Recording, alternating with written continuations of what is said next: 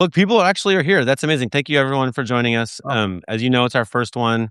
We did kind of a recorded, just mucking about to make sure we could get our cameras and mics to work. But now that we're here, I looks like the chat is lively. Please put any questions you have in there. We've prepared some stuff to talk about, so we're not going to just be like waiting for your questions. But by all means, we're happy to talk about whatever you want to talk about. We plan to be here about an hour.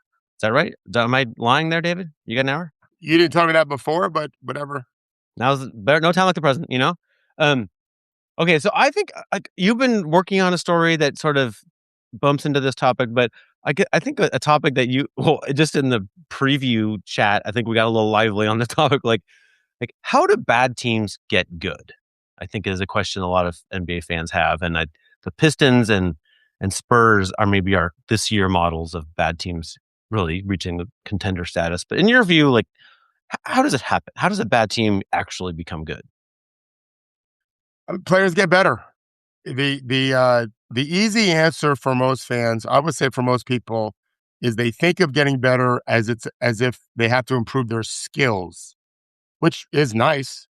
Steph Castle is shooting the ball better, less turnovers, right? Better ball handling, but learning how to play and learning how to win. And I talked to a college player this year as a senior, very good player. He's in the draft. I don't think he'll get drafted, but he won a lot in this last year in college. And he said to me before the season started, he's like, I just really know how to win now. And I didn't even ask him what that meant because I know he knows what it meant because we've talked about it. When to cut, when to pass, when to screen, how to cut, how to pass, how to screen. I heard Rick Pitino talking the other day about uh, how few guys can really throw a good bounce pass. Well, winning guys can throw bounce passes. So that's a skill, but it's also an acquired skill that takes time. And how to play together, how to execute the strategy, how not to ad lib, knowing what our plan is collectively, which informs you on how to execute my plan individually and coalescing that together. I also think coaches that come back 1 year to the next already kind of know their players, and hopefully they can see their players grow and give them more responsibilities and allow for some failure. All these things are baked into that cake. But at the end of the day, young players can still be young. They just have to get better at what they're doing. And OKC set a beautiful example of that just a few years ago. And Detroit and San Antonio, it seems like what they're not doing is going to get Anthony Davis and Trey Young. Just to name a couple of players. Right, right. About Washington. Yeah, I think if I were to, I mean, I'm a Blazers fan. Maybe everyone's already aware of that, but they're a rebuilding team, and the narrative around the team is consistently like, oh, we got to get Giannis, or we got to get Dame back, or we got to get it's always like an import. But I always feel like I just don't see that model working. I don't see that. I mean, I'm not saying that I'm against it. Well, I guess I am, but I'm saying that you don't commonly see contending teams who became contending teams by importing at maximum price their best player, right? Like this year's Pistons are pretty much last year's Pistons, and this year's Spurs are pretty much last year's Spurs. There's some Luke Cornett and the rookies, but mostly what happened is Victor and Cade and Jalen Duren and Steph Castle got way better, and I don't think I don't like. I would be surprised if we saw that predicted in anybody's season previews. We're like, oh, I think the Pistons will be at the top of the East because it's Cade and Jalen will get way better. Like that, but that's what happened. That's how it really goes, right? So to me, I mean, I'm a Blazers fan. If I'm looking at if Scoot gets way better, if Shaden gets way better, then we'll be good. And if not, we're not going to get way better by trading all those young players for Giannis. There's not going to be an immediate fix. It's going to be a David Thorpe learn how to win fix, right? Which is always takes some patience. Well, I'm sure there's more than one example of going to get the guy. The one that comes to my mind is 2019 Raptors with Kawhi. But those are exceptions, I would Yeah. argue. And it didn't last long. It was 1 year. And they were actually exceptional, like without him. They were I very mean, good in the regular yeah. season. They changed coaches. They brought in Kawhi and voila, right? Yeah. But now, we're not talking about them. If it wasn't a calamity of errors and injuries in Golden State, in my opinion, I don't think they would have won the Right. championship. But they won, and they don't deserve an asterisk for that. Yeah, listen, this is my business is player development, and it speaks to what my business really is. People think I'm a skills acquisition specialist or a shot doctor, and I think all those things, yeah, yeah, but none of that is true. Not to yeah. say I don't help players acquire skills. I do. Not to say I have, I don't know, 75 clips of I have young players out in LA training, and my assistant there sent me all the clips of them shooting yesterday because this is their first week, and Wednesday's a pure shooting day. And so yeah, I've got to be a little doctor for that. But mostly, are we setting good screens? How do we set good screens? Where do we set good screens? When do we set good screens? How do we cut? Where do we cut? When do we cut? Like these are daily discussions that we have. How do we defend without fouling? It is an impulse control experiment all the Mhm, time for young players. They so desperately want to reach to go get that ball. But that's what Harden and Booker and Shea and Luca, they're waiting for you to do that so they can just make you I make contact with them and draw the foul. We have to have the control not to do that. I know that doesn't sound sexy, or interesting maybe, but it's reality. The clips we send, I'm getting hundreds of clips every day from my team informing me of. I mean, I'm watching the games live, but they're breaking the stuff down on synergy, and it's these kinds of things. It's not, hey, let's work on that step back three from 27 feet. It's not that kind of stuff. It's the nuts and bolts, it's the vitamins, it's the broccoli and cauliflower that separate. And so, I mean, there's no question guys like Cade and Duran are better at basketball from a skill standpoint, but they're also better at all those little things that are hard to acquire. I've argued they're harder to acquire. Learning how to play and how to win is harder than just developing a 3-point shot, in my opinion, or a particular dribble move. I think Jalen Green was great at those things when he got to the NBA. He hasn't really mastered any of the other stuff. And mm. until he does, he's never going to be the player he could be. He's a great example for me for that. That honestly, this impulse control experiment is like that phrase like hit me really hard, and it made me think of so Louisa Thomas has been, she's a New Yorker writer and she's a great friend of ours, Okay. and she's just a hero of mine for she read my entire book and gave the most incredible feedback just because she has two little kids. She just did it to be nice because she. But anyway, but then after all that, we went for a walk in Boston, and she was like, I think that your next book should be that like everything is the brain. And I was like, "What?" I'm like, "I don't even understand what that phrase means exactly." But, she's smarter than I am, and over time, I'm like, "Oh," you just proved it, right? Yeah, we talk about players as, like, their reach and their height, and it matters and how fast they run, but, like, with this thing you're talking about, this is the 100%, like, you're neurologically developing, right? Like, you're taking the fast twitch muscle fiber that you could use to leap forward like a college player would do and like smash into that guy. And you're using your brain to be like, well, I'm not going to use that one right now. Right. We're going to apply that in a different time and place. When I was coaching my son's AAU teams and we would play this is Florida. So just turn around and you're going to see an elite athlete at every age from everywhere in the world, basically. When we saw those teams that were not well coached, but super fast and athletic, oh, it was going to be a rout. We were going to destroy them because it's like the fly that's buzzing around to the gigantic spider web. That fly's in trouble. So our job is to build the spider webs and let them just dribble right into it at full speed. Nothing good was going Mhm, to happen. mhm. Now, those same teams with athleticism, more so than we had good athletes too. They had elite athletes, but also who had been disciplined enough to recognize, here come the spider webs, here come the traps. Oh, we were in big trouble. Big trouble. Now, obviously, there were exceptions. If a Victor Wembanyama like player, I remember my son was in seventh grade. Our tallest guy was 6'3", 6'4", and he was playing up. So maybe we had some eighth graders, but we were playing a team that had a 6'7", oh, probably 220 seventh grader. What? We were not going to do well against that, and he was really good, really skilled and Like fundamental. how old in seventh He was grade? he was probably 13, 14. Yeah. Yeah, wow. Yeah, and it was really muscular. Yeah, that was the problem. So you're gonna see that sometimes. But discipline is everything, having that mental control, that impulse control, and also recognizing things matter. Pattern recognition, all these guys are really great at it, but you don't wake up being great at speed chess. Most people don't anyway. You have to learn some of the processes, then you can be good at it. And so yeah, so I also think in Detroit's case, for example, by the way, in the Spurs case, I think Pop, moving aside from Mitch, worked out great. Pop was not the same coach he used to be. Mitch just seems to be terrific. Everyone seems to like him a lot too. And I think Bickerstaff really changed the culture in Detroit 2 years ago Mhm. by just trying to get his guys to play with so much force. And they struggled with impulse control last year. This year, not so much. This year, they're bringing the same kind of energy and commitment to physicality while also maintaining a very measured approach to how we're going about executing our offensive and defensive plans. And they're really winning a ton of games because of it.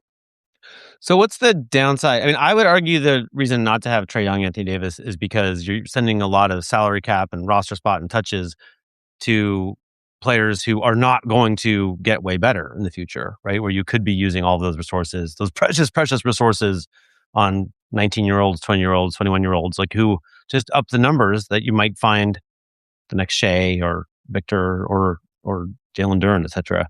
But are there other like what is it detrimental in other ways to have Trey and AD on the roster?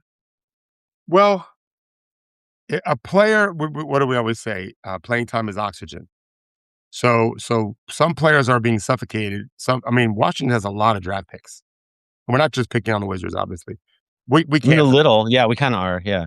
They have a lot of draft picks. I told you I was on the phone last night with a player that had played them recently. This is a very young player. He's a starter in the league, and he's like most of these guys, addicted to the game. If you have dinner with this player, if you give him permission, he'll be on YouTube watching clips. But if he's not doing that, he's happy to talk to you about basketball. I did not really want to do this. I had like 7 guys playing last night when he called me, but I needed to talk to him. He wanted to go through the whole roster. Oh, wow. And I mean, this was of the It's Wizards. like playing GM, basically, like Yeah, just like, here's the yeah. thing with Bilal. He really likes Bob Carrington and Bilal. He's really impressed with how hard Bilal plays, Mhm, Koulibaly. And Trey Johnson is very talented. I think Sar is a very talented player. I don't know if he played last night. I don't think he did, but maybe he did. Um, but those guys aren't going to be able to grow their games when Trey Young and AD are going to take up so much of the room. That's why I mhm, thought it was a mistake to have AD with Cooper Flag. mhm, Smart to get rid of him. Uh, uh, Cooper needs to make every mistake in the book. That's the best way to learn. I keep texting my young players, all of these mistakes are the words in the textbook that we're going to be studying from all summer. It's what mm, informs our summer curriculum is mhm. the stuff you suck at. Now we'll mix in stuff you're pretty good at, maintain it, enhance it, obviously. But I heard Kenny Smith talking about, this is a famous video probably, how Jordan, he says Jordan's the only guy that turned his biggest weaknesses when he was young into his greatest strengths. Well, that's beyond ridiculous. Many players have done that, right? Yeah. He happens to be the best at it. Great. He Jason goes, "Hey," Kidd. huh? Jason They, Kidd did that. absolutely. Mhm, I know firsthand when Jason Kidd was the number 2 ranked player in high school. He played my younger brother's team in a big tournament over Christmas time. And there's a very famous speaker, not a famous speaker. There's a famous high school scouting service guy named Clark Francis. I don't remember what he wrote exactly. It was something about preps, whatever. And he was asked to speak to all these players in this tournament in Ocala. And he called out Jason Kidd and said, "You can't shoot. You'll never make it until you learn to shoot." Well, I'm not sure he's right. He would have made it. But Jason Kidd, I think he retired he made more threes than anyone in the history of the NBA when he retired. And he couldn't shoot at all in high school. Yeah, it happens all the he time. couldn't shoot when he got to the NBA. Like, he was I mean, Right. he was a Yeah, he was yeah, a he went to college for 2 years. Well, anyone who thinks you go to college to learn anything, you're out of your mind. When it comes to basketball anyway. It may happen. Like playing for Dean Smith, he probably made you a better basketball player. Coach K motivated you.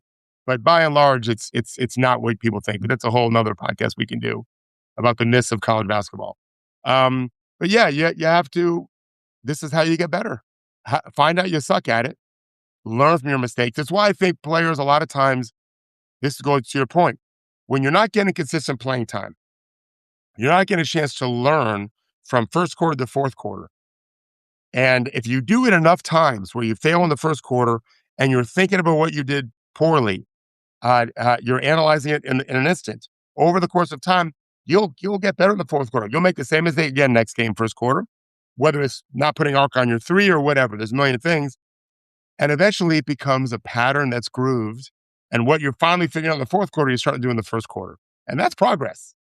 Mhm. Now I've not screwed up. I've not made the mistake of feeding the post the way I did and got it intercepted or whatever, not dribbling into the trap, turn my back to a guy. Like we tell our players around Amen Thompson, do not turn your back to Amen Thompson.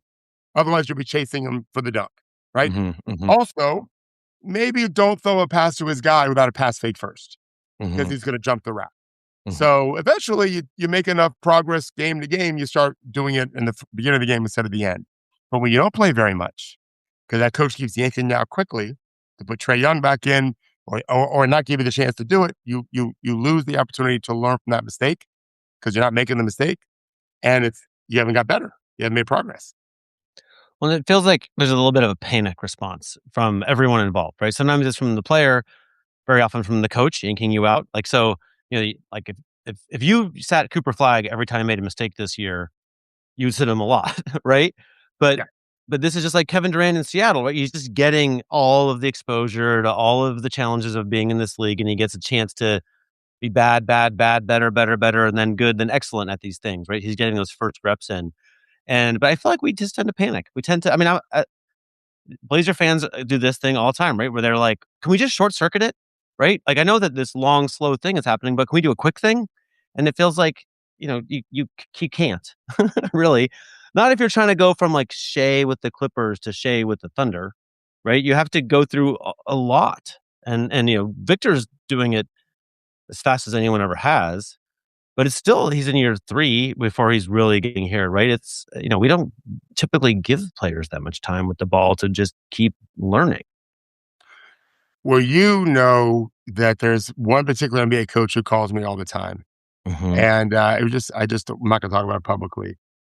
He's a great guy. I It mean, feels a little bit like you just did, for the huh? record, but it feels like Yeah. you did talk about it publicly, just a little. Yeah. No, I'm just not gonna say who it is. Yeah, yeah, yeah. But, every once in a while, kinda goes off the deep end about a young player, and I tell Mhm, you about it, it's hilarious. mhm. Um, Kevin Durant, to your point, I remember watching him as a rookie in Seattle. Do you remember what year that was? Because I think I was at ESPN already in '07. I got to ESPN in Yeah, '07. it's something like that, And yeah. I remember thinking, I'm sure I wrote this. It's like you own a candy store and you have a child. Oh, 07, oh 08, yeah, so I was that Yeah. thank you, Caleb, that was my first year at ESPN. So, I'm sure I wrote it then.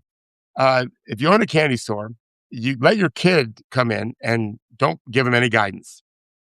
And what is your kid gonna do? Probably. My son will be different because I had a family of dentists, so candy was like, he was kind of afraid of it. They're gonna gorge themselves, get sick, and be very cautious going forward. I feel like that's what PJ Carlesimo, I believe, was the head coach for that Seattle team. Mhm, I don't know that he really was thinking this way, but this was the end result. I think he let KD do whatever the fuck you wanna do, my man. Whatever you want. mhm. And I know he for a fact, I know a guy who was in the front office when they had Westbrook, and they were, like, laughing because they were like, he led the league in turnovers, I think 2 years in a row. yeah, And they knew it was atrocious, but they were like, "This is what we're doing. We're just." right. So here's what happened with KD. Russell to a lesser extent, KD for ball handling. KD, now, he can make every shot in the book, but Yep. really? Not really. He just doesn't go to the shots he knows are just really hard to make. Mhm, He learned that from year 1. So mhm, he became an expert at what they call it getting to his spots. Well, the problem is he has a lot of spots. He's a freaking leopard. There's but not every spot and not every way to get into a shot. He became a master at getting to his footwork, his rhythm, his balance, to his areas. And so now, I teach defenses blackjack. You're trying to deal 16s. You'll lose sometimes, but no casino's going broke unless it's owned by Trump. If you're dealing a bunch of 16s, because they'll fail at everything, uh, everything's at 10 or 11 to Durant because he's not going to those dangerous places. mhm. Whereas it's amazing. I'll tell my young players, I told you this earlier. We like to stay off the baseline. We call it base. I have a rule, a chapter in my book, baseline is death. I can say it all I want. They're still going to go there. It's like they cannot help themselves. Coach, I'm sorry, but I just have to go to the baseline one more Impulse control time. experiment, yeah. Clock, brick, airball. turnover. Eventually, they start realizing maybe I shouldn't go baseline anymore. They don't even hear my voice. They figure it out for themselves. Now I could just remind them here and there. You got to make those mistakes. You have to give those players a chance to fail and fail and fail and fail. And I was telling someone this the other day, Henry. Uh, One game out of six, you might see a young player have like a positive game. I don't mean scoring a bunch of points, just have a positive impact in the game. And then I actually told this to the head coach that complains a lot. They all complain. He just complains to me. Then it's 2 games and maybe 3 games out of six, and all of a sudden when you finally get them, they're playing 5 or 6 games, decently. And some games are really great. All right, now we're cooking, right? Yeah. So it's a process, and my thing is let's get better faster. But it's not going to be. If everyone could do it, I tell these players all the time. If everyone could do it after one instruction or so, none of y'all would make any money Mhm. because anyone could do it. You're Mhm. still going to do it better than most people can, but it's still a process. It's going to take some time. And there's a honestly, you said a thing to me this year that I just love, where you asked a player what the game plan was, and the game plan was not to turn the ball over. Yeah. And they say, well, you tell the story. I don't remember anymore. I have so many stories like that. What did No, I you say? say, did he tell you anything about how we're gonna reduce turnovers? He's like, "Oh, we didn't get into all that." And this is where I feel I like the remember now. game is won and lost in little molecules of the game. Yeah. These little Yeah. things that you're talking about in today's Yeah. show, but the coaching isn't always in the molecules, right? It's just in thinking about outcomes, which is not the method to improve, right? Don't turn the ball over isn't actually a thing I can decide to do, right? I can decide to not throw iffy passes. I can decide not to dribble up the sideline. I can decide a bunch of stuff, but I can't actually decide not to turn the ball over. That's not really in Yeah. my control. Yeah. I've told a story before, many years ago, probably. So you remember Mitch Richmond? Sure. Okay. I did not coach Mitch Richmond. Um, but I didn't either. he played for a famous, not a famous coach. He played for a high school coach. He's from Florida. I think he went to Dillard High School in Fort Lauderdale, which is for many years a big program. But I could be wrong. He played somewhere down in Fort Lauderdale. His coach came to a team camp that I was at. And a buddy of mine, Mike DeLucas, Coach Luke, was running a screen to screen imbalance play. And his guys could not figure it out. And so Mike gave me a layup. Mike's best play was have the ball going out of bounds on the baseline. Without a ball, he could run this play and score. And the coach just, he was kind of a rednecky guy. He was looked that way, and he did get a redneck. He was all red faced. He was saying, "You guys got to play some goddamn defense." Meanwhile, there's an easy fix to guarding a screen to screen on the inbounds play. There's multiple. He didn't offer any of those things. He just told this guy, all that's doing is get them to, especially in screen to screener, they're getting more focused on doing the wrong thing. They're Mhm. really digging in. It's exactly what you need them to do to run the play we want to get the layup every time in this very basic screen to screener action. The, Actually, really pause you really fast about the brain thing. We could put them in an MRI. The coach is screaming at them, and they're going to be like, you know, triggered, upset, stressed, and which narrows your field of vision, and right? it makes you fail the impulse control experiment, right? Yeah. Anyway, yeah. Yeah. Yeah. Uh, Yelling and screaming is commonly not the answer. The best players who play for maniacs in college, especially, you don't really get that much in the NBA, just a little bit. They learn to ignore the tone and the curse words and try to find the meat, right? And the guys that can do that, they do really good for those coaches, right? Mhm. And if those coaches are smart, they recruit guys that can handle that. And listen, you raise a daughter. The way I raised my daughter, who's almost 25 now, was I helped her deal with. I never really raised my voice the way I did in college. Coach the way I would do as coaching, when I was coaching, but she definitely could feel it, anger, frustration in me. A lot of times it was contrived because I wanted to get practice dealing with a man who was angry and not be intimidated. Mhm. And my one of my all time favorite stories that I tell about Rachel, she and I laugh about it now. Is I was on her about something when she was like in ninth grade, and she just looked at me. And when I was done, I walked out of it. She was in the kitchen, our breakfast nook area. I walked down and peeked around the corner. No tears, nothing. And she went back to working. And I came back with a huge smile on my face, and I high fived her and I hugged her and I said, "Honey, that's the first time I've been kind of on your ass about something, and you were completely unemotional." And she looked at me like I was crazy. She hadn't Mhm. processed it like that. Yeah. However, A year later, her and one of her friends was studying in the same table, and they were taking college English as a sophomore in high school. College composition. It was a college professor would come in and teach this class, and they were telling me how the guy just hates women, hates girls, which would not surprise you, by the way. Some idiot guy hated girls, and the girl told me every girl has cried in this class except for Rachel. And Mhm. Rachel, what didn't thinking about it, she kind of thought she's like, actually, that's true. And I felt like that's exactly what I was trying to do because Yep. there's really unfair people. So these coaches that are really unruly, find people that have been raised by idiots like me, and you're going to have someone that can handle your yelling and screaming just fine. Yeah, the theory behind that is that, these are players who are just kinda lazy or are not fired up enough, right? And, like, I mean, is Yeah. that actually a common problem in high level basketball? Yes. Actually, Henry, Okay. no, you nailed it. So what Yeah. I used to always say is we I would yell always when I was 22, 23. Then I realized I only need to yell at the guys who aren't recognizing the urgency of the Mhm. mistake. Mhm. The ones that are, I'm good. Well, as a high school coach, you came out for the team. I couldn't go recruit players like you can in college. In college, you're recruiting guys that play with urgency all the time. I'm dealing. My son's a college coach. I deal with these guys Mhm. all the time, more than ever because of NIL, whatever. I've got college clients. They want to find guys that already are playing with urgency. The problem I have with coaches is when you yell and scream when the player is as mad as you are. He Yeah. doesn't want to fail. You don't have to Right. yell at him. You can just talk to that person. Right. And I think that's where what the better coaches are doing now is I raise my voice if you don't care. By the way, don't recruit him in the first place if he doesn't care about these things. The other ones just guide. Caleb's commenting here. Yeah, just the ones that really care, we can just guide them. We can inform them, right? Same as my kids. I, don't think, I, don't, I would yell at my kids for crossing the road without looking when they were two because it was really important they didn't do that. But mostly they're not doing anything now that's life or death. So I can let them fail. I mean, they're on their own now, right? I can provide guidance, and we do. My wife and I talked about this last night at dinner. We'll still jump in here and there, but they got to figure stuff out for themselves a little bit. And I think in the NBA, it's the same thing. And the NBA does a good job of not overcoaching. Most coaches, I think Mhm. I think they overcoach too much, and it goes back to the same thing we were saying. Detroit, San Antonio, these guys failed a bunch and still got the playing time, which is the oxygen to feed them into giving them the air to eventually figure stuff out. And by the way, I still think Detroit and the Spurs have some figuring out to do because the playoffs are a whole nother animal.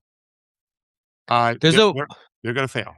there's a weird thing about NBA basketball where you and I have talked many times about how much we love Mark Daigneault, and for all these reasons of he's kind of wise and he's taking this long view, and he had lunch with Chet once a week the whole time Chet was out injured, and he's kind of like, he's getting this impulse control experiment on, working, right? And so that's great. I think of him as wise, but when you actually watch any NBA coach in any game, whatever wisdom they have is lost. They're just losing their goddamn minds on the referees. Yeah, like like They're projecting. they're projecting, but still, like, it undermines them. Like, if I I were a agree. player, like, I'm just like, "Oh my god, this guy's just frothing at the mouth." He's not ready to really help us as a team because he's just losing his mind, being restrained by it. It's absolutely common to have your coach be physically restrained at work. Like, what? Settle the fuck down. Like, anyway, I don't like that it seems to work, so so coaches feel like they have to do it. I'm like, don't we wanna have a little bit of, like, just a little drop of the Dalai Lama in your Phil Jackson? You know what I mean? Like, don't you I wanna do. have him, like, I, a little credibility as a wise person? I can tell you, players notice that and don't like it. Yeah, The word they tend to use is what you said. They panic. yeah. They see the panic. Yeah. Listen, it's already stressful enough, right? That doesn't create a better condition. And going back what I was saying before too, about the Pistons and the Spurs, they've got some learning to do. A couple years ago, the Pacers ran through Milwaukee. I think it was 6 games. This is 2 seasons ago. They beat the Knicks by I think it was 700 points in the NBA Game 7, Madison Square Garden, destroyed them, That's a lot of points. and then lost 4 straight to Boston, and they led late in the 4th quarter in 3 of them. Yeah. I believe, just my opinion, that experience, I mean, informed them greatly last season. All of a sudden, Indiana was impossible to kill late in games. They were the exact opposite. So I think Detroit and San Antonio, my guess is, I mean, obviously, and it's possible they win major games late, but I think it's more likely that they blow some of those games because it is a new thing. And college, you doing, first of all, most of those guys didn't win college championships on those teams. Steph Castle did. That may make a difference, but they're going to have to learn something, but they will. And they're going nowhere. They'll be right back where they were the next year, armed with that much more knowledge and that much better. And I know OKC is paying attention to that. Mhm. It's not going to be easy for them as those teams grow, and we'll see who else does it. Who else can make those same leaps? I don't think it'll be the Wizards. Well, it did seem in Tyrese Halliburton's playoffs last year, it felt like inside his head, he was thinking, "I probably got this." Right? Like, it's not that he's the best shooter of all time, although he's not far. No, he's great. It's, but it's more just that, whatever the dire situation, and there were so many in that run, he just kept using the full faculties, right? He didn't have a redneck screaming at him like, "You gotta play some goddamn defense," right? He was like, Right. I could probably do this," right? Like, and that's where this in writing Ballistic, I came across this dynamic that I love, which is, they have a cryotherapy chamber there, and the research, I guess people who've been watching us religiously for a long time know that we had Christy Oshwindon, and she wrote a whole book about how it's kind of BS. Like, all these recovery modalities, like, don't improve your performance over time. Um, but they don't have it for that reason. They don't have it because they think you're going to magically have better muscles from going in the crowd. They have it because a lot of people think they can't withstand it.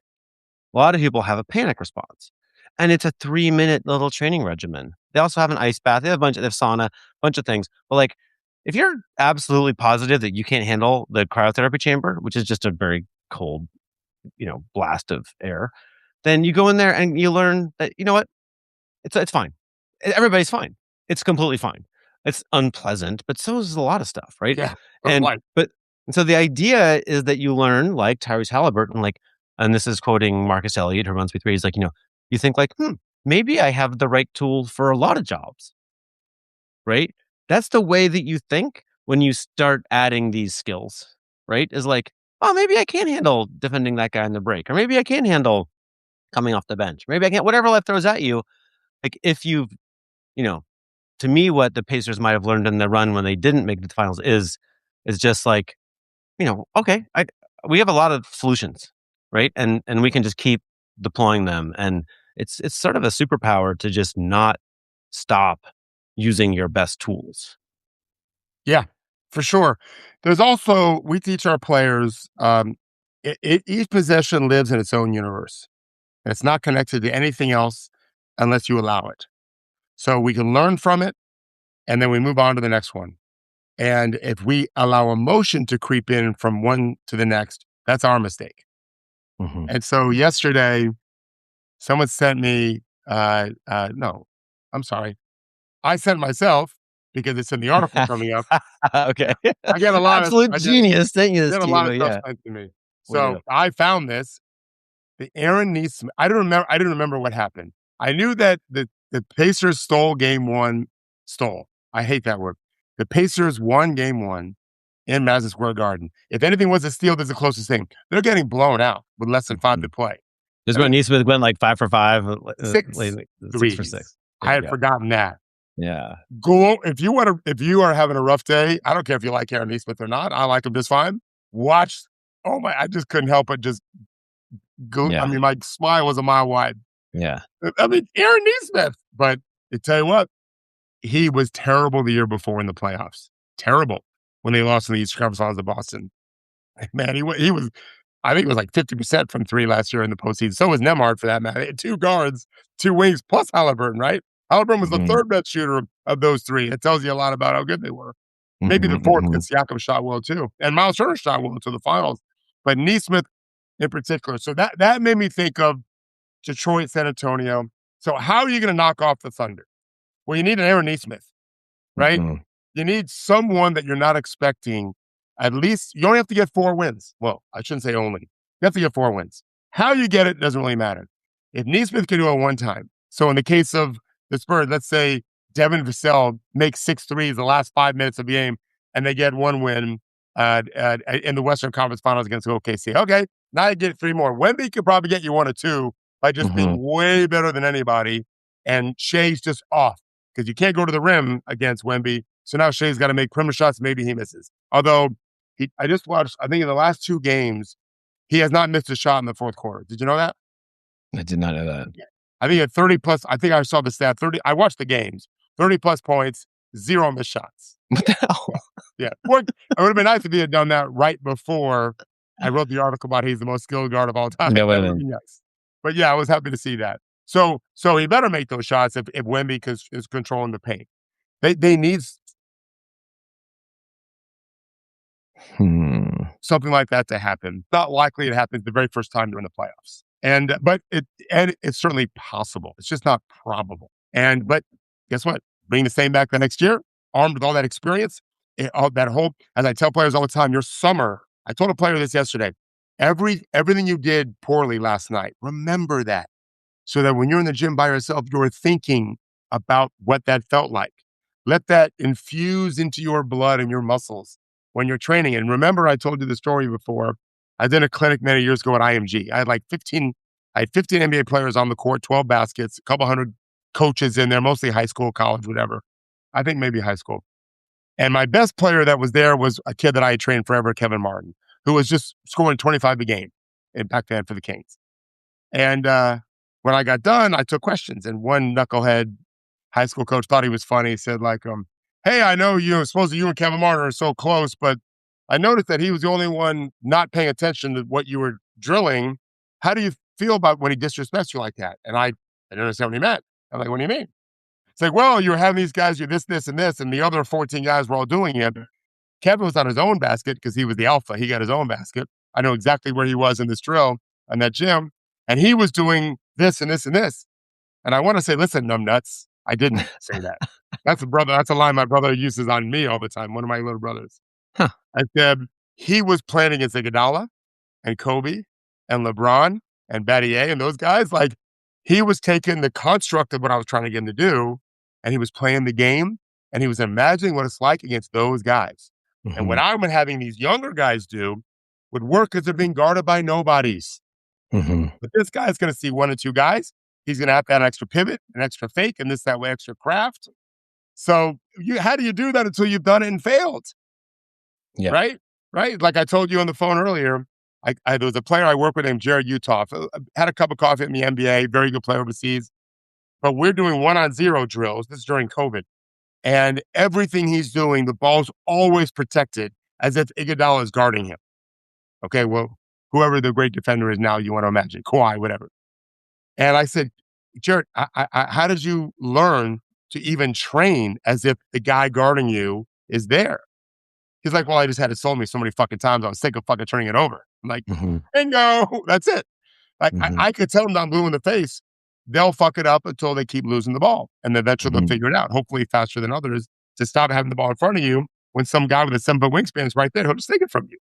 Hide Mhm. the ball, right? Mhm. I got to hide the ball. Um, all right, just to acknowledge a celebrity in the chat is my friend Andrea, who used to live here, like, I don't know, 20 years ago, and now she lives in Austin, Texas, and she has a kid who's also named Henry, who's gonna help us at True Hoop. You didn't know that, David, but he's gonna start soon. Anyway, hi, Andrea. Um, all right, let's answer. I feel like Rich has a question up here that is gonna make me sad. We said, "What teams have turned around their discipline the most in the last couple of years besides Detroit?" Current team? I guess you can Well, frame it however you I mean, want. Yeah. your team's gotten better at it. Oh, actually, it doesn't make me sad anymore. Okay, Yeah. thanks. Yeah. Your team's gotten better. I just got to think about it. Last year, the Clippers did a good job. Not so much. I think the Lakers have gotten better. Mhm, One way to look at this, Rich, is look at fouls per game. That's mhm, one way. Look at turnovers. Both of those are impulse control issues, right? Turnovers come when you're driving into a crowd, when you are throwing the ball, what I call it a guard to wing. So think of the guard area as like a foul line extended above. I call that the guard area. Below, before you get to the corner, is the wing area, right? Middle is the middle of the paint. Guys will throw guard to wing passes without thinking. And there are some teams like Toronto, like Miami, depending on what Miami's doing. There's other teams that will jump those passing lanes. You have to look. You have to pass fake. You have to use your eyes to make them think you're throwing one way, then throw it the other way, right? And same thing defensively when you've got the discipline not to reach. So teams that have improved defensively, I'm sure the Spurs have done much better because young players tend not to have discipline. And the fastest way to go to the bench is to foul. You get that second foul, the first 4 minutes of the first quarter, you're coming out. Always. Okay? Especially a young player. Even though those guys are never playing enough to foul out. It's like they're protecting you against a foul out that's For sure. never coming. Right. But But yeah. yeah, very rarely. But so you have to have the discipline to not foul in those situations. You have to live with I say this all the time. Live with a good contest. Live with a good contest. And if you block the shot because you put your stick hand up, great. Fantastic. Should not be your intent. Now, not everyone's teaching that. I had a player tell me the other day, his coaches, this is a longtime NBA veteran center who told me that they want him jumping in the paint. I'm like, Mm, well, they're just asking you to foul, right? The NBA, some guys will teach be the second jumper. I think that's a mistake. mhm, I think if you're looking to jump, you're likely to be triggered by a fake more commonly than if mhm, you're not looking to jump. I always tell my guys who block the shot of the guy who doesn't see you coming. mhm. But if you were the one that's guarding him, live with a good contest. If they throw it in your hand, fantastic. Yeah, there obviously are exceptions where a player just makes a sloppy shot and you can easily block it. You didn't require jumping so much, or it's such if it's so telegraphed. Players that don't fake are going to get blocked a lot. But as soon as you start faking, that freezes the defender. It's the whole point. This is the like, we're kinda talking about ferocity, with your impulse control experiment, like, highlights are ferocious people doing ferocious things, but, like, misapplied ferocity is exactly how you get all the dumb things, right? Yeah, The fouls, the turnovers. turnovers. Yeah. Like, what do you tell people? What do you tell your clients about when to apply the fire? Uh, my favorite line on this topic is I had a player named Linus Kleza, I remember Linus, yeah. Nuggets, Yeah. Lithuanian. And this was the first time I worked with him. The Nuggets actually put me with him because he was moving from 4 to 3. Carmelo was the 4. And they thought Masai called me. They thought he needed help. And making that transition because he was always a 4 and growing up, and then he played in Missouri for Quinn Snyder, actually. And he kept running people over and I mean just trucking them. And I said to him, He's a big, strong dude, yeah. yeah, I said, this has got to stop. And he kind of put it back on me as if like he was going to fire me. Like, well, yeah, it does. Basically was suggesting I need to come with a solution on the spot. Like we are talking on the Yeah. phone. I said, Liz, here's an idea. Quit fucking running people over. True story. Yeah. He was naturally much better at it. Yeah. So they have to be mindful of what they're doing wrong Yeah. and they have to visualize it, as I say to them all the time. Uh, and as soon as you make them mindful of stuff, they'll start seeing those things more and avoiding it. And by the way, magically he did. He stopped running people over. So I use it all the time now, right? The Yeah. Euro step has helped some guys kind of avoid that. There's a whole other problem with Euro steps that they'll run into. And then the step over with the ball where they elbow into the guy's head. Now you get a flagrant. So you have a Yeah. chance to land one. Instead, you get a flagrant foul going the other way. That's just stupid. So Yeah. I don't like teaching that stuff. But yeah, you got to have them be mindful, show them the clips of what it looks like, give them alternatives, Mhm, right? mhm. And typically what we're saying more than anything is slow down, play off 2 feet, slow down. When in doubt, don't go fast, Mhm. right? What I do about this, I use the highway analogy. When you're driving somewhere, I can't say this as much anymore because everyone has the apps, the Waze or Google Maps or Apple Maps. But I was doing this long before these things existed. When you're on a highway and you have an exit that you've got to take, but you're not sure when it's coming or what side of the road it's on. Sometimes exits are on the left. Mhm. Like where I live, we have some exits on the left, most are on the right, not all of them. When you know where the exit is, man, take off, go as fast as the speed limit will allow you, plus 5 miles, whatever, right? I don't care what 7, lane you easy, are. yeah. You'll know when to slow down and get in the lane. When you don't know, stay in the middle, go a little slower than what you normally would do and keep your eyes peeled for those exits. Because in some downtowns, you miss that exit, you're fucked for 5 miles or some Mhm. stretches of highway, right? Do not want to miss that exit. It's the same thing in basketball. When you're not sure, slow down, stay in the middle. We're called the middle third, and keep your eyes peeled for everything, looking for it, right? As you get better at stuff, games, I mean, these guys, it's really quite amazing to watch veterans play. They can go so fast and go so slow when they need it, and they're seeing everything. It's just, to me, it's beautiful to watch. I love these guys who can score at a high rate in the lane, but are not athletic or not particularly tall. It's exactly Najee what you're Marshall. describing, right? Najee Najee Marshall. Marshall. He's the Yep. best. His Yeah. paint touch is unreal. Now, Yeah. Maxey's super fast. Yeah. He also was great at it. Yeah. Yeah, that's a really acquired skill. I'm more amazed with the passing. When these guys will drive and all their angles are cut off to score or pass except for one. And the way, I mean, Jokic has the crazy water polo passes, but a lot of guys can make passes that we didn't make 20 years ago. We just didn't make them. Mhm. And the rotation is so good now, and they're guarding so much area that they can throw passes diagonally behind them. It seems like physically, literally, laws of physics what you would think would prevent it. But our wrists, our fingers can move different ways. We can send that ball a lot of different ways. I don't understand. Honestly, sometimes I got little I'm like, "I don't understand." Like, in real time, I don't understand what happened, and I have to, like, watch it again, like, "Wow!" Like, so Yeah. he was looking here, but saw there and got there this way? Like, people are amazing. I watched a G League playoff game the other day, 2 nights ago. That tells you how sick I am. I mean, I had clients playing, but and a really gifted passer was being guarded pretty well near half court, and there was a guy wide open in the middle, but he wasn't really wide open. He thought he was wide open. There was a defender waiting to A jump that lurker, pass. an Alvarado, yeah. Right, it was a bigger guy. So the guard looked somewhere else, froze that help defender.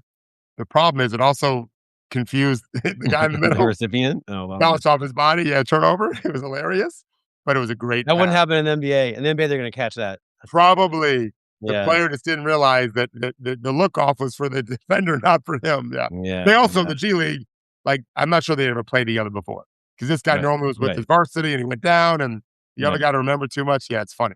But It's yeah, gotta you be got so to do crazy all to the be a things. G League coach, man. You're just like, "Hey, it's the Oh, playoffs. Here's 2 players never played together before." yeah. It's you can't worry about winning in those G League coaches. You have to worry about development. But Yeah. they want to win because it's good for their career to win. So Ben Gelt has a fascinating question here. Any thoughts on the seemingly degraded impulse control from Jokic, so many turnovers? Well, I've not been studying them recently. Ben's a friend. My guess is he's tired. He's waiting for the postseason. It requires discipline. And so, what does discipline require? Energy. Mhm, It takes energy to discipline, just like it takes energy to do a lot of stuff. And he might just be ready for the postseason to begin. Also, could be a sign of frustration mhm. where he's just not locked in to that point in time. He's such an incredible player. I think guys like him and Shea are so gifted at living in this moment and this moment only. That requires energy and discipline too. And so I wouldn't be surprised if he's just waiting for the postseason to start.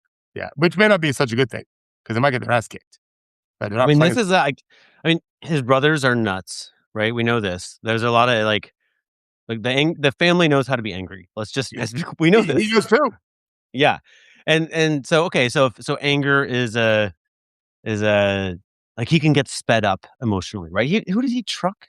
Um, Oh yeah, I remember. I know exactly. I saw this recently on video. Yeah, shoot. But anyway, yeah, like, I remember. he's slow and calculating and making reads a great percentage of the time, but not when he's at his best. I mean, when he's not at his best, Yeah, he gets sped up, right? yeah, And to me, like, everything everyone from the Nuggets ever said to him about how we're gonna build a dynasty and you're gonna win a bunch of championships, like, this might be the moment that he's realizing that's not true, yeah. Good right? I point. mean, like, this is like something is slipping away from the Nuggets right now. Yeah, yeah. Yeah, Oh, Marquise Morris is who he trucked, I think, right? Markeith. Or was Yeah, it? it was Markeith, Yeah, yeah. not Marcus. Yeah, Thank you, yeah. That's Jarrell. exactly right, Jarrell. Uh, Listen, we wrote an article on True Hoop when he lost his temper a lot during like World Championships. Right. And yeah, so he's had those kind of issues before. He seemed to have really settled down for years, obviously. And you're not wrong. He might be frustrated that That's what I was saying when he got frustrated is that this team doesn't have it, Yeah. and that would suck. Yeah. He also should see what's happened with Steph Curry, and he doesn't want that. Yeah, he's Yeah. too good still to already be, the team past their prime. Yeah. Yeah. So they've gotta do some things.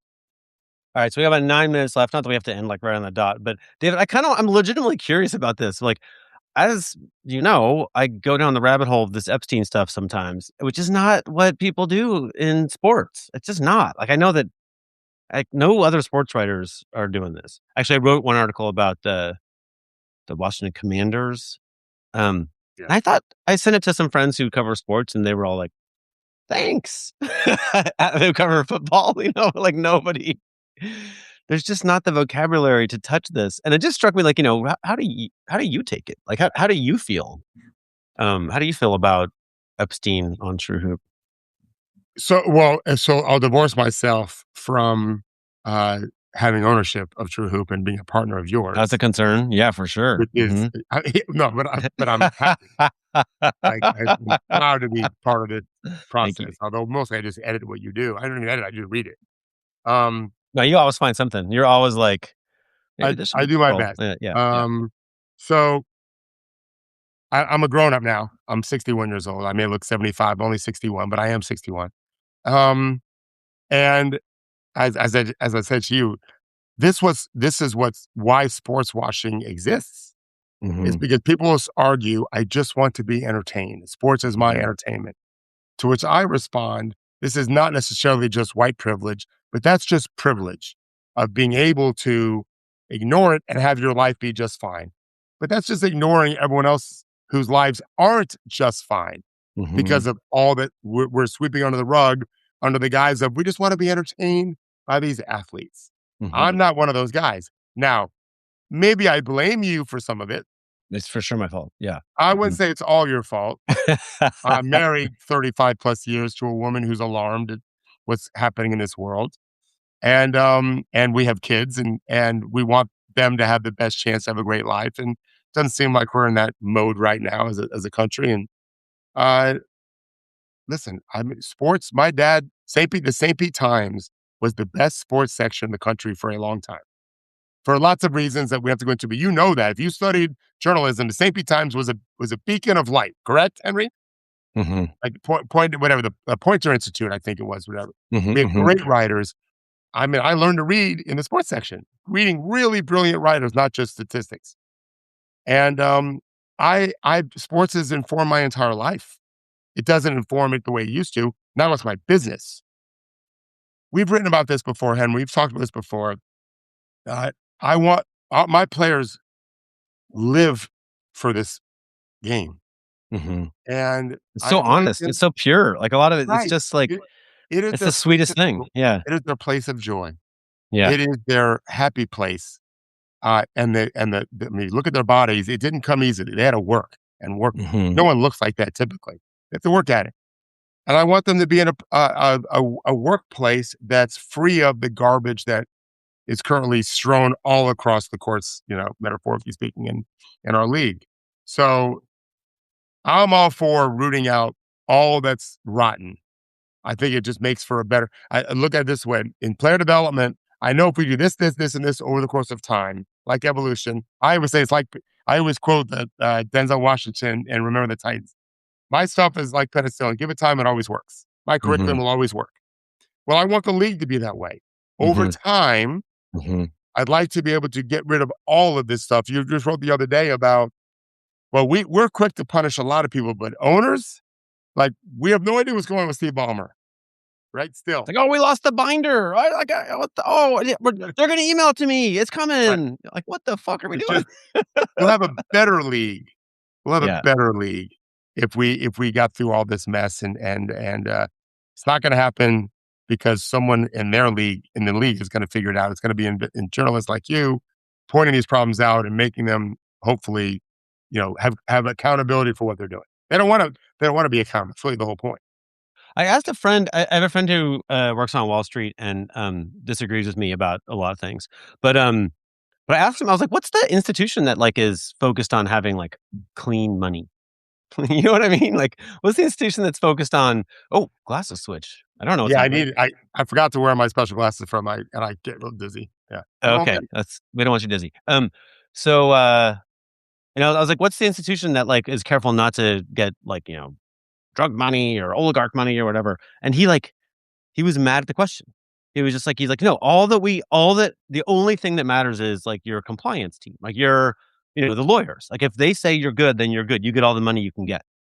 And I just felt like, okay, so that's a bad system. Well, it's a wonderful system if you're an oligarch or a drug Right, dealer, right. right?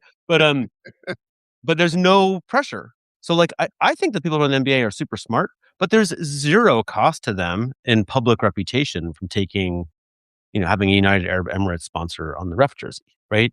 Um, I was about to throw out some names of sports writers who are friends of ours, but they're not going to say anything about it. There's no cost, right? So to me, like, okay, I guess that's on us. That's on us, the journalists, right? Where we probably need to. It is a problem. I could explain it in great detail, and I guess have. But to me, I think if we're gonna make a place that's safe for the super pure, hardcore effort of the hardest working humans I know of, who are your clients, right? If we're gonna make a place that's worthy of their best efforts, like it needs to be clean enough, good enough, safe enough, right? And it doesn't need to be perfect. I don't want to be Pollyannish about Agreed. it, but it just needs to be not super comfortable for, like someone just sent me a picture of Leon Black at the Knicks game the other night. Like, that's a stadium with facial recognition software when you walk in to screen out James Dolan's enemies, right? Like what do you have to do to get screened out, right? Like that guy's like he's in the Epstein files in the worst way. Yeah. Um, but there he is. He's comfortable. He's comfortable in the NBA. Like that makes me uncomfortable. Yeah. I've told you this before. I have a dear, dear friend of mine. He's like family. He's a black man from Florida who grew up in what used to be slave quarters. Okay. Now it's a very cool area to live, but wasn't when he was growing up there. And I've been to that area, and he would go back to visit. He's a very accomplished person. Now he's a great athlete, great player. He would go back, and I told you this. You've met him actually, Randall. He would never go in the when he would go back to visit. He would never go in anyone's home.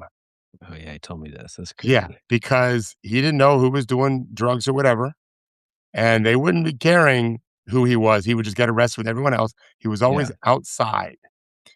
Well, I give that speech to players all the time. Who are you surrounding yourself with? It matters in people's judgment, perceptions, and this is what you're talking about: is who are we as an entity in the NBA doing business with? Hmm. And I think we're all affected when it's some really sinister people who are so much controlling the puppet strings of our league. And it comes from getting the most money, particularly from finance, not the most money from paying customers, not the most money from TV deals, but the most money from, the billionaires. And in that model, you end up with this crew. And I feel like I think the league would be pretty okay with slightly less money, right? Like it's not going to shut down, Right? right? LeBron's still coming to work if he makes 42 million instead of 50 million, right? Yeah. And like, but that's the cost of having like someone who actually made their money. I see your point, Elliot, about no clean money, but there is such a thing as like business proceeds, right? Like if if Microsoft sells a certain amount of software and then Steve Ballmer can buy the Clippers, then like at least we understand that. But if the real reason you have money is because you're friends with Jeffrey Epstein and they threw a bunch of money at you to because you're like an agent of a project, like I don't like let's just not have people who are agents of projects and key committees bossing Adam Silver around. You know what I mean? It just seems like that's anyway. I digress. You know my views, but Keep no, keep thank you. doing keep doing your work. Yeah, I know. Thanks. It's I don't know if it's fun, but it feels important. I wish more people did it. This is not one of those things where I feel ownership. Like to the extent that I find other Oh, people who are like, "I'll tag in." I'm like, "Thank you." yeah, yeah, yeah. It wasn't just Woodward and Bernstein that exposed Watergate. Right, Yeah, New right, York Times helped a lot too. right. You got to kind of get the ball rolling, and then Right, then it rolls. Yeah, right. yeah.